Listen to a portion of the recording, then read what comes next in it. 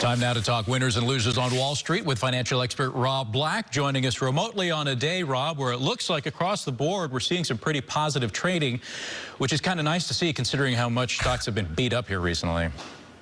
I don't count on it sticking around for too long. On Wall Street, we call these dead cat balances. So there's a little bit of bargain hunting. I'm doing a little bargain hunting, picking up some stocks, but we haven't seen capitulation. That's when I get a call to be on Cron at the 5 o'clock news, the 6 o'clock news, the 7 o'clock news, the 8 o'clock news, the 9 o'clock news. Yeah. It's people are freaked out and scared. You see a collapse of a business. You see something dramatic happen like that.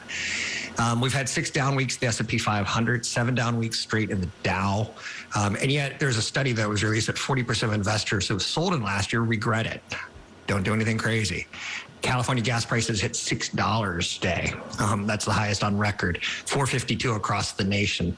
Walmart came out with their earnings, and they're kind of an interesting one because they do a lot of those rollbacks on inflation. And they kind of represent the average consumer in America, not the high-end luxury Bay Area person. And they're saying their earnings were okay. They got hit with inflation. Their outlook isn't great. Right. But they're saying the consumer's holding up okay. So that was kind of nice to get that news. And United Airlines said, you know, we had a great quarter. They're saying really good things about booking trends. So our economy's fine. The retail spending's good. Walmart's okay. The Wall Street's kind of factoring worst case scenarios, and we're just not seeing those come to fruition yet. Well, let's talk a little bit more about retail spending, because I guess the latest numbers from April show that it is actually up almost a full percentage point, despite the fact that prices have been going up. How do you read that?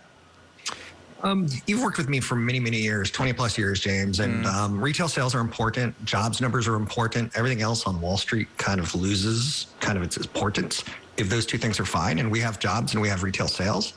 There are higher prices because it doesn't adjust for inflation, so we're spending more, but we're also getting more. So the demand's holding up right now. The consumer is working through inflation, the data shows so far. Again, we don't have the same problems that Russia and Ukraine that Europe has, being so close and depending on so much of the energy. Second half of the year looks poised to do well in retail sales. We are 6 months away from October, November. So we're gonna be talking about Christmas time, and that's when Wall Street looks 6 months into the future. So this should be pretty good news. Another month of good news like this out of retail, and Wall Street will start working.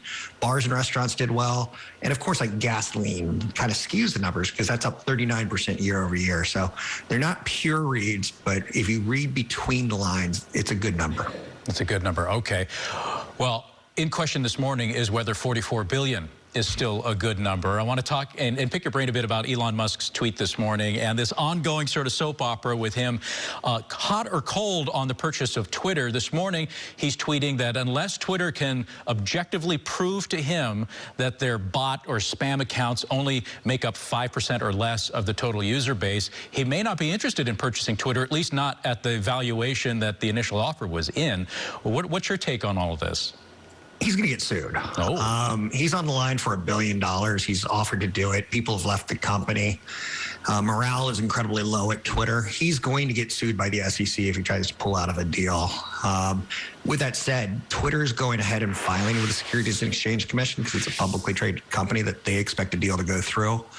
The CEO of Twitter yesterday showed Elon Musk in a blog post how they've determined that there's less than 5% bots. And Elon Musk responded with a poop emoji. Like, he has to grow up. He's trolling a little bit. Greatest engineer of our lifetime, but he's also a troll. I don't think he wants Twitter. It's going to be regulated. It's a publicly traded company. He's going to get into SEC issues.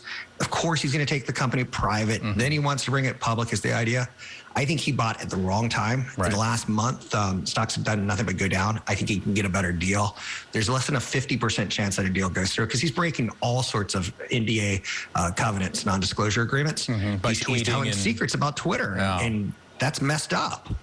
So you think there could be potential legal action out of this, huh? Oh, lawsuits are flying already because when he took that initial stake, he took more than 5%, and he didn't disclose that, and it's unfair to the public, and this is why you have to have public trust in publicly traded companies.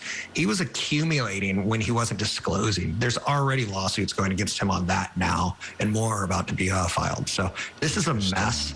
where Elon Musk goes, it creates stress for a lot of people.